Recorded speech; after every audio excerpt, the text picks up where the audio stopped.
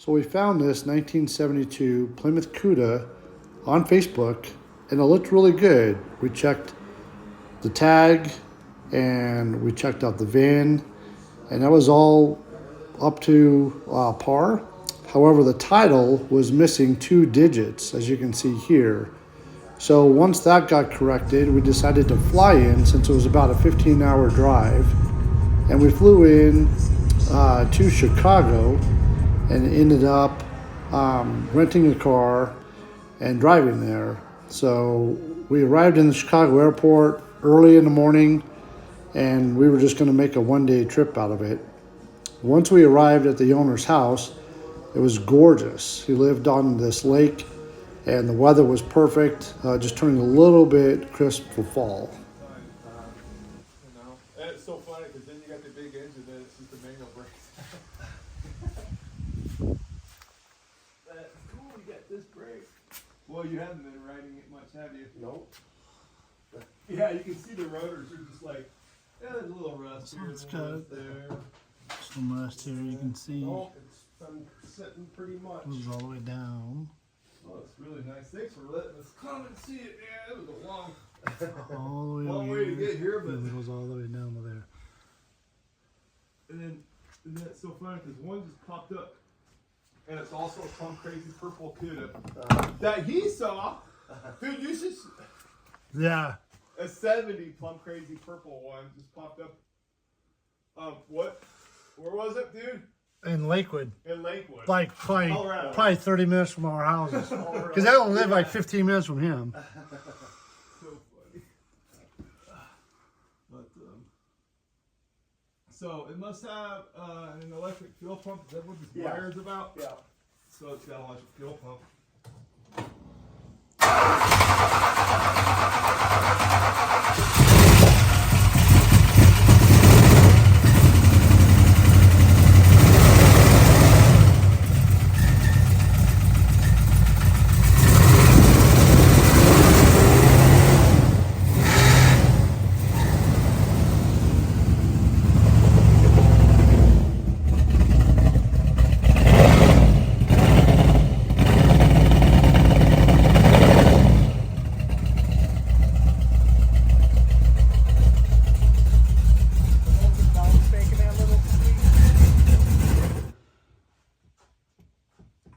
I love the plum crazy calipers. Yeah, you're funny, It man. looks like Oh, this God. was popped right here. Oh, shit. And then the dent in the oil Got 8 pan more right years to do there. this shit, man. Yeah. Developed behind. And then they did. Then they trade. So the bushings look pretty good here. It's got discs on the front, which they look good. Yeah, I know, man. I do know. Something's leaking up here. Hey. So it's a 489 rear end, which is good. Yeah. We don't have any. And we just had it off the So, ground but and I know the lake's right here, we right? verified it is a shear grip, I know. which is also good. What's it called? Lake what? Eagle Lake. Eagle Lake. And it does have a sway bar in front and on the back, which is an added bonus as well. Because they mounted the speakers and the panels, they put on these little tiny window I'm like, cranks. I trying to reach the kid, a man by his collar. It's a little guy. And then it looks like they Nah, it's started to looks like they dyed suck, man. the back of I had my these. 71 D100 in there too. These were my 2 cars. Yeah. So, Yeah. Yeah. but overall, it's That's pretty good condition. fire. So it's got a deep oil pan. Working on it. Got like, Yeah, it was 40 by 60. And exhaust is a little older. It's got a deep transmission pan as well. we had it offset like But the 9, floors look really. like 9 feet. Isn't it crazy how they're getting? Yeah, red tape, man. And the rockers look So we were really actually good paying on too. the Elton a year before on the loan before they even built the first one. Looks really And good. that one we never put heat or water or something like that. There's no electricity in it, but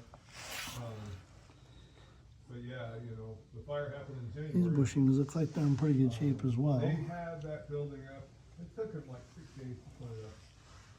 But the concrete is so, like they It looks, it looks really dry. It doesn't, I mean, maybe a little bit, And now they've already trenched around it. but, see a little spot right there underneath the trans. Yeah, they did saw cut some areas. So I'm that's actually gonna do a probably measurement something on the leaking front up in here. Very far, 40 foot. I'm gonna do like 10 feet out from 10 or 12 feet out. So the trunk has been redone. So it's originally a Y9 car, which is a little bit yellow brownish. So it's a 90 miles.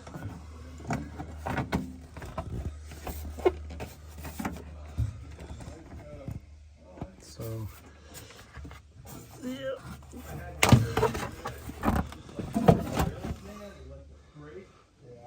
Looks like there's some surface rust, and then looks like some mud and stuff has been done over here.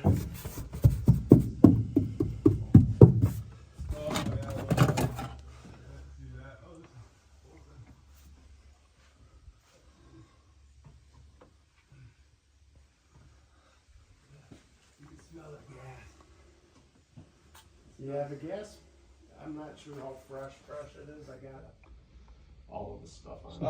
267-846. Was he the second owner? I'm gonna I'm verify not that positive to tell you the right truth. there.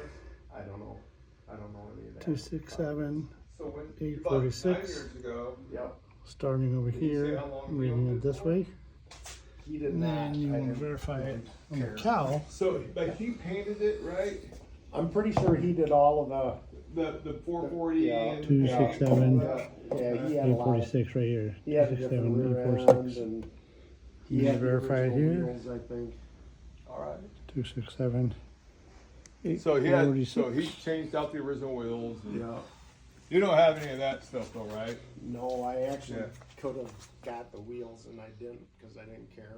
You know, I liked Gosh, it the that's way really it was. nice. Yeah. And he had them and he said, I'll dig them out and get them back. Market Well, cut gauge. And then I never Yeah. went back. Pursued it. Yeah. But he's the guy who Carpet painted is those really red nice. and see Dan really likes the red and Yeah, I'm not about the red. I do the black. I treat this purple like it should be and I'd go black like it ought to be. Everybody's different. So I put in And I a like the electric laser washer things, pump, not a big deal. but I don't really like these, so that's kind of fun. But I think they're cool on this car. Wiring needs to be cleaned up a little bit. But they're cool.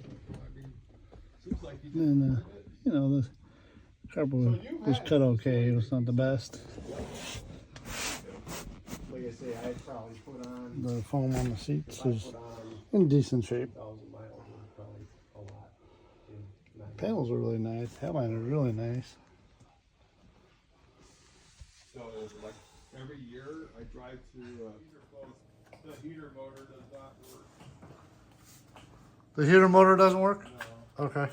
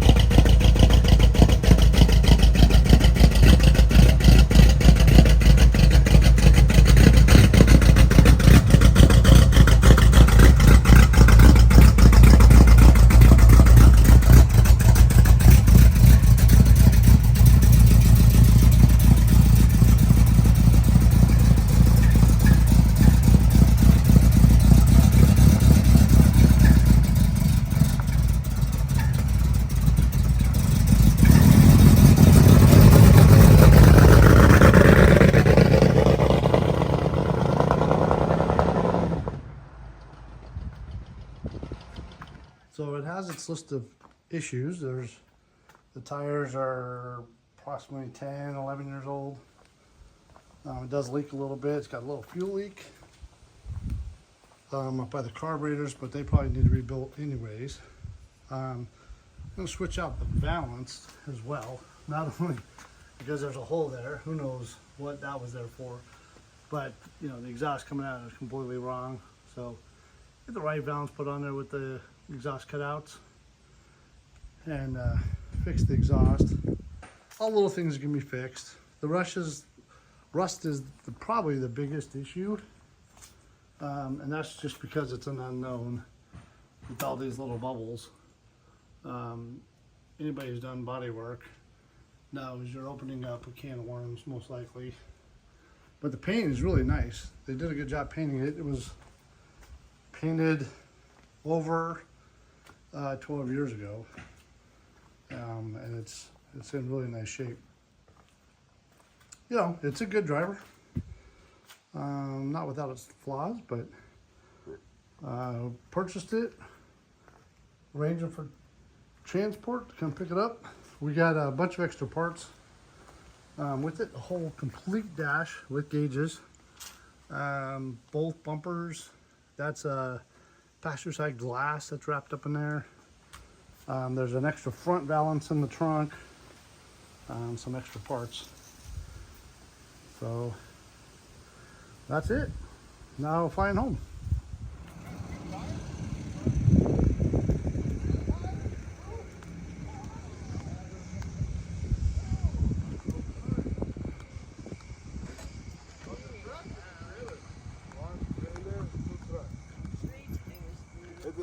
Crazy. I go open trailer, go Walmart. Wow, man. That's crazy, man.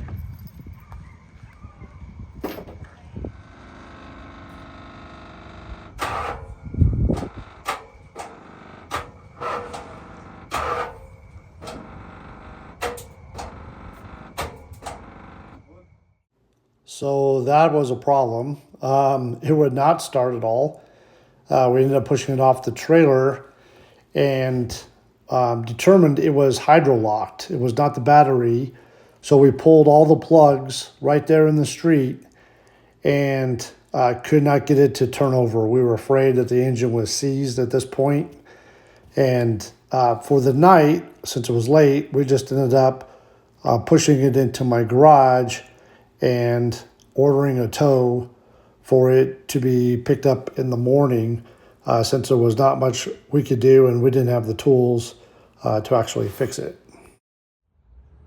So after the late night antics of it not starting, what I didn't film is the things that we did last night to try to free up the engine. We think it's hydrolocked because there's so much fuel in the oil, and it sat for at least 2-3 years of not running at all.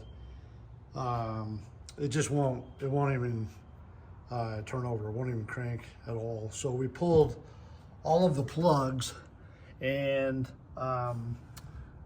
except for one, we can't get to the one. We're gonna get the right extension and get to the one behind that pipe, but fuel just poured out.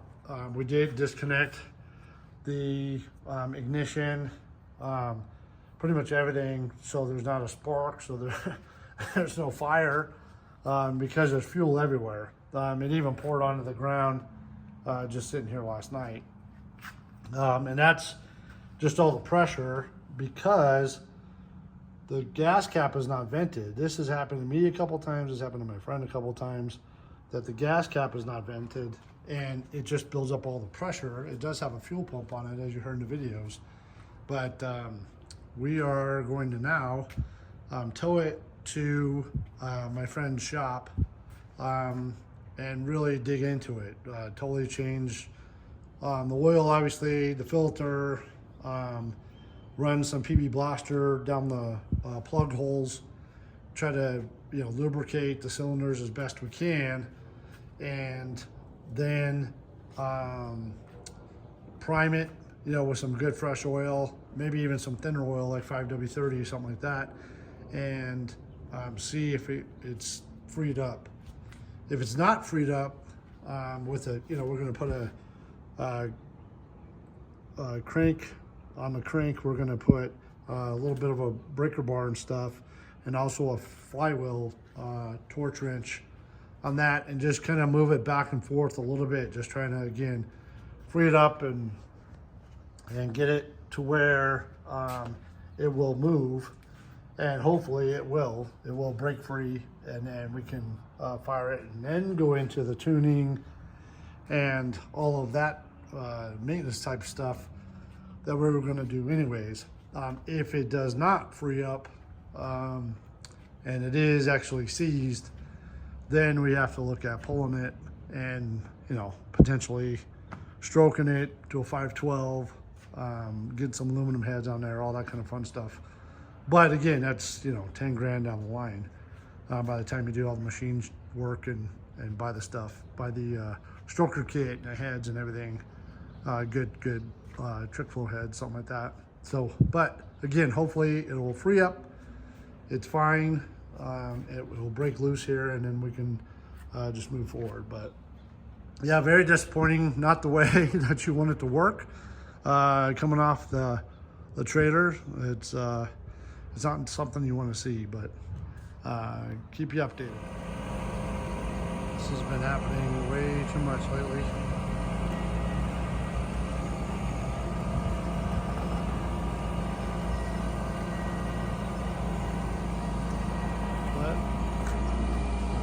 Be fixed either way.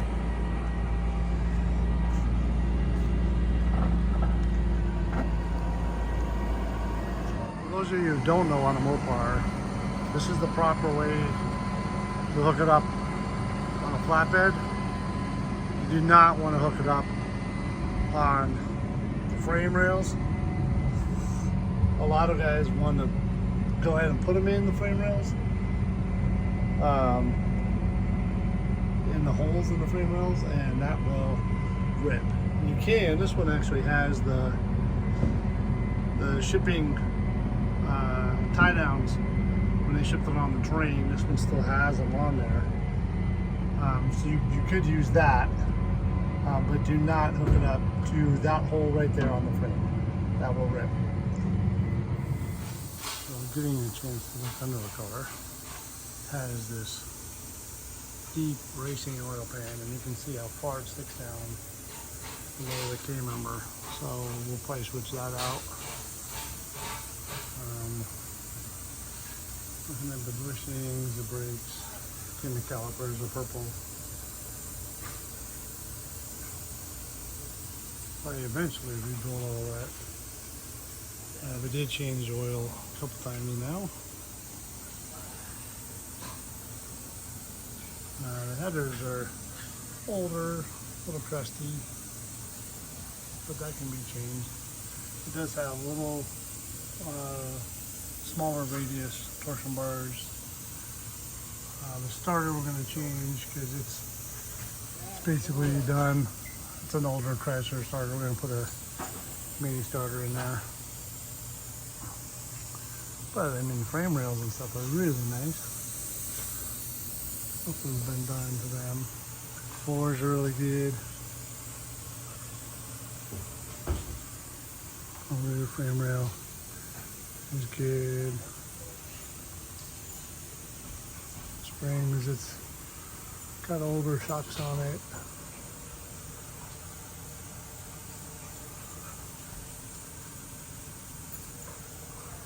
And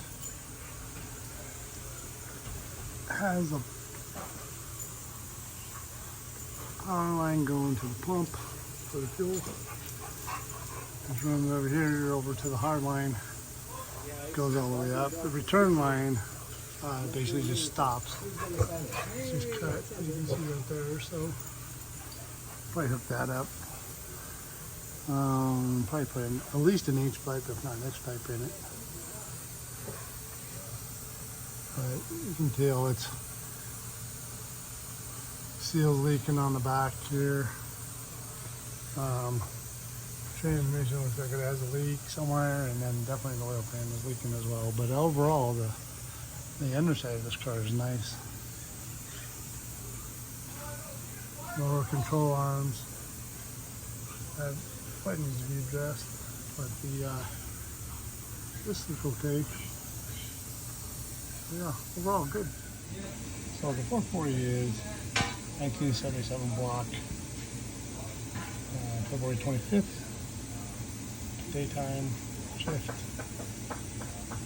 7th casting, the transmission, stamp right there, the serial numbers.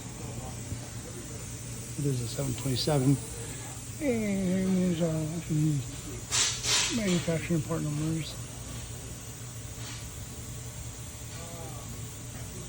Okay, we're at the shop with the Cuda, and what have we found out? Okay, so the thing I found out is that the had 50 about 10 gallons of fuel in the engine, so it probably had gasoline right up to the cylinder skirts, and then the plugs were found out. A hydraulic coming out of the trailer bent the spark plug and did all that.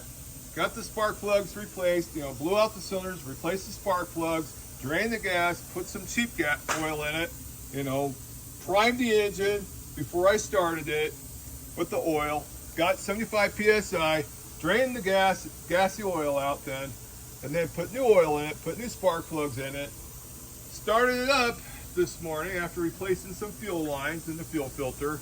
After starting it, it was running really, really rough, just shaking like crazy, back and forth, left and right, rock and roll. And then, after that, we started thinking maybe it's misfiring, it's got a dead cylinder, but then it started running out of gas a few minutes ago. It went through like 2 gallons of gas within 5 minutes. It went through 2 gallons of gas. And the only way it can do that is there's a power valve inside the carburetor. That's a little rubber diaphragm, and when the rubber deteriorates from sitting for such a long time, the gas was just thumping right through it and acting like it was flooding out all the time. So when it started running out of gas, it started running really smooth, and all the cylinders started popping and firing again. And it ran real smooth, and it would rev up and not misfire. All cylinders are good to go. And then we're just going to go ahead and rebuild all 3 of the carburetors. While you're at it. While we're at it, we're just going to rebuild them. Right. And it should be good to go. And those people who don't know, the center carb on these 6-pack, 6 barrels, acts as your primary, and then the outside ones are your secondaries. So it was just running just on the primary with the power valve. Yes, and the power valve was just totally a wide open gap for gas to push through. And the fact of the matter is, that started this whole program getting the gas in it was the fact that the fuel cap, it wasn't vented, and it was building up all this pressure, even from Wisconsin to Colorado, built up all this pressure, and it left about 8 to 10 gallons of gas inside the engine crankcase, and it's got a massive oil pan. Yeah. It took over 5 minutes to drain the gas the first time, drain the oil. Crazy. So vent the gas cap, and you can do that just by gutting it or just drilling a hole through it. Yep, just a baby little hole. And then I also recommend, if your car is running super rich and you got Hollies on it, check your power valve. If you sit this car, if it sits in storage a lot, the rubber diaphragm can deteriorate. And people don't even know it because it's sort of like invisible. You can always look down the throat. Right? Yeah, it's inside of their metering plate right here. This is a metering plate, and this is where the jets go are in here too. So it's in the center of the metering plate with the 2 jets. And then, with me coming the altitude, I'm going to lean the jets down a couple sizes. For sure. And adjust timing, all that stuff. Adjust timing and all that. We have to do that here. Okay. But the good news is the engine isn't seized. It's not seized. And they will save it. Yeah, make sure you're not getting too much gas in your oil. And when it's running, it seems to be really torquey. It's going to have some power. So. Yeah, see how to spin the tires, no problem. Yep. Perfect.